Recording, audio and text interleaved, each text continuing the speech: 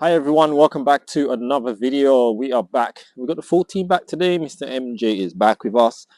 So we are back on the garden house and today is screeding day. Waiting for our concrete to arrive and then we're going to be screeding the inside. Well, actually, concrete has arrived. I'm only joking. We've actually screeded the concrete already. We're pretty much finished for the day. I'll quickly show you guys in the video the process of the screeding. We're using a pump today. All went well today. We used exactly 2 cubic meters, and for those who are always interested in prices and costs, it cost us about £750. That is because we had to spend £350 on a pump. The concrete itself was a minimum charge. When anything lower than 2 cubic meters, we pay a minimum charge of £275 plus VAT. So in all, it came to about £750. Also, we had a little bit of brickwork to do around the gable end wall at the back of the building. Mr. A's done that. And I got some interesting bits to show you guys as well at the back. So stay tuned for that. Look at this, guys. We have Banksy's been in the area, as you can see, which is what we were expecting. They have already started on the house. So anyway, Mr. A's been doing a little bit block work. We had a few little pieces to do at the back there, which we had planned to do today when we were doing the screed. So we've done that today. That's all done. And the back of the house is now ready for basically the flashings on the sides and rendering the back. Obviously we need to put the gate in, so we're planning to put the gate in tomorrow. We just want to give that another day to set, and then we will fit the back gate there. But yeah, just showing you what the back looks like. Interesting graffiti. So obviously we're going to render it, and as soon as we render it, they'll be back again. And then such is this area. As you can see, this whole area all the way down to the end, all the way, every inch of fence has been graffitied. So there's no exception here. Well, I'm going to show you guys what it looks like inside. Right, guys, so this is the beginning of the screening session. As you can see, the pump guys caught me out. They've already started pumping and I wasn't even ready. I didn't even realize they had started. They thought I was ready. I didn't realize that they were ready. I was having sorting out some issues with the neighbors as far as moving vehicles, getting the trucks in and out, stuff like that. So I'm running around right now as a headless chicken, trying to get my Wellington boots on so that I can get in and start working on this stuff. So what I basically do is, so you can see this, the stuff's pumping out and sort of pushing itself out, and I'm starting with the back wall, which is where I'm going to start to take my height from. And I'm going to work my way out of the front door, basically. So pushing the material to the back wall, making sure that I've got the height up to the black line that you can see. So I want my concrete to be flush with the top of that line. So what I did is I cut a bit of 2x3 or something like that, and a nice straight piece. Make sure you got a really straight piece. And I cut it so sort of about an inch shorter than the width of the wall, so this gives me a little bit of space to move it side to side. And I'm going to use that piece of timber to sort of pull the material back and sort of level it. So what I do is I sort of pull it back, and if there's any hollow bits and stuff like that, then I'll add some material. But generally, once you start pulling back, you'll find that you're just going to having a lot of material that you're going to be pulling back anyway, and that will sort of fill in any voids as you're moving backwards. And once I sort of get it sort of level, make sure that the left hand side and the right hand side of my timber are sort of just on the line. Then I just give it a couple of taps as well, just to sort of essentially self level it. Just helps the water to come up a little bit, which helps the cement to sort of lay a bit flatter and get rid of any bumps and stuff like that. So yeah, I mean, the cement is really heavy. It helps if it's 2 of you and you can hold one end of the bar each, but it was just me doing this one. Mr. A was working on the back wall at this time, and MJ was working with the cement guys and doing a couple of other bits for Mr. A. And only had one pair of wellies anyway, so I had to be in the muck. But yeah, I mean, it's really simple, to be honest. Once you got your boots in, I mean, something like this, you have to jump in.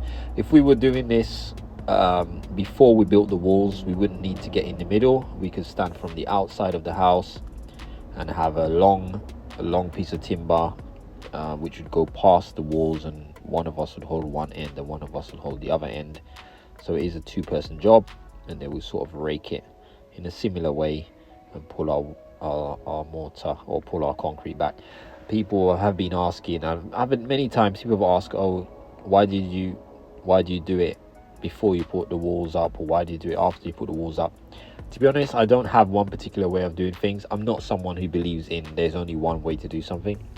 If you look at our videos, you'll see some of our garden houses, we've done the concrete slabs before, and some of them we've done it after, or extensions. I play it by each scenario. Sometimes you're working against weather and it's more important for you to just get the walls up and get a roof on it, and then you sort of will come back to that later. Sometimes it's just depending on what's the earliest I'm going to get some concrete. When I try to get it, you might just delay us, so we just get on with other things. There's various different factors that come into play. So sometimes it's on budget as well. The way our budgets tend to work on our projects is we have sort of set sort of payment stages. Sometimes you're a little bit off budget, a little bit under budget on a phase because of delays and other costs and so on. So you know, you've got to decide what you're going to do with the money that you've got, and sometimes the oversight might have to come in next phase.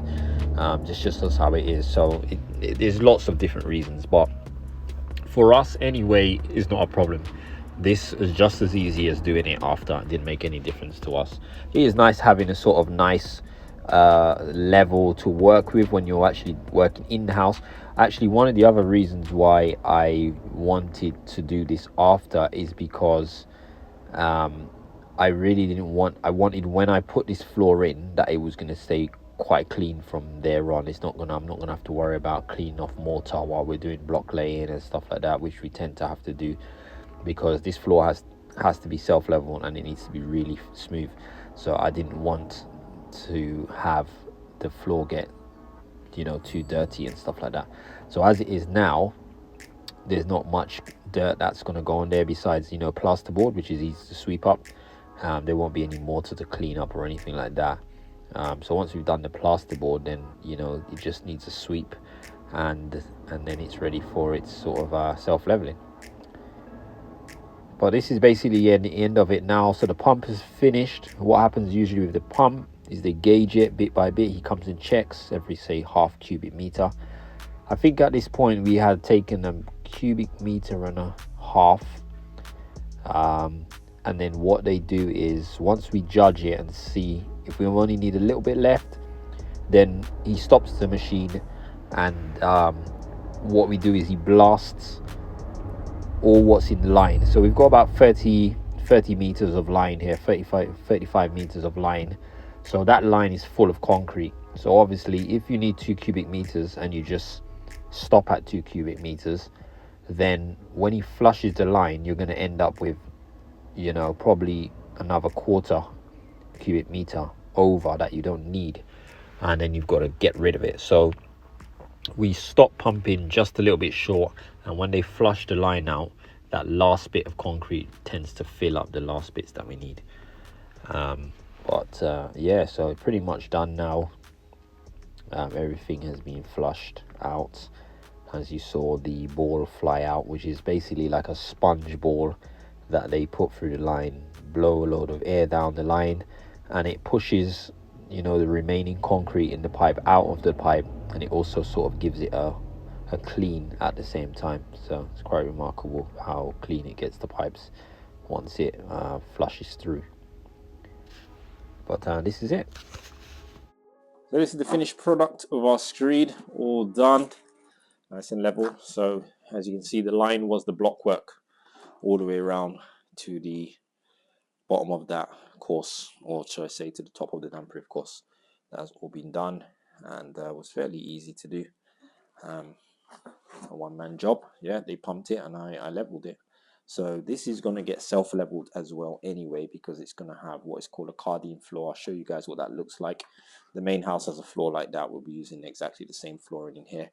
We're also going to be putting underfloor heating in here as well. It's an electric one, so it's sort of like a thin mesh sort of style rather than the wet floor systems, which you might find in concrete screeds with sort of wet water heating systems. It's an electric one.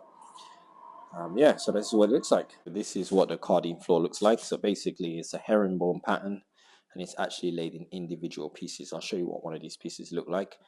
Basically, yeah, this is what we're going to be laying on the inside of the house. So the house needs to be very smooth. Obviously, as I said, we'll self-level it nice and smooth and it gets glued down. So this is basically what the Cardine flooring looks like. This is a piece and remnant from the house. So they come in little pieces like this and you basically glue them down to the floor. It's supposed to be a waterproof system and this is what we're using. So guys, that's it for today. We are off. We get an early day. Whenever we do concrete pours, everybody gets an earlier day. So we did a good little clean up in the yard as well. So we made a nice little pile for our skip. So we'll get a skip soon. And then that'll be a job to just clear out all our bits and stuff that we got out there. We brought all our plasterboards arrived today. 26, I think, sheets of soundproof 15mm plasterboard, heavy stuff, very solid. That came today. So tomorrow we're going to start on resilient bars, start on the ceiling, plasterboarding, and yeah, probably 2 days worth of that, and we should pretty much have done our plasterboarding. As I said before, we got one layer plasterboard, sandwich with some sound tech, I think, or tech sound, something like that, some material, and then another layer of plasterboard, all with the view of keeping the train noise down to a minimum. So yeah, I think this room's going to come out really good and quite quiet as well. All right, guys. So anyway, everybody's left now. It's about 2:30. I'm going to shoot off now. None of us have had lunch yet, so it's time for us to shoot off, get something to eat, and go home. So until the next video, guys, I will see you soon, and thanks for watching.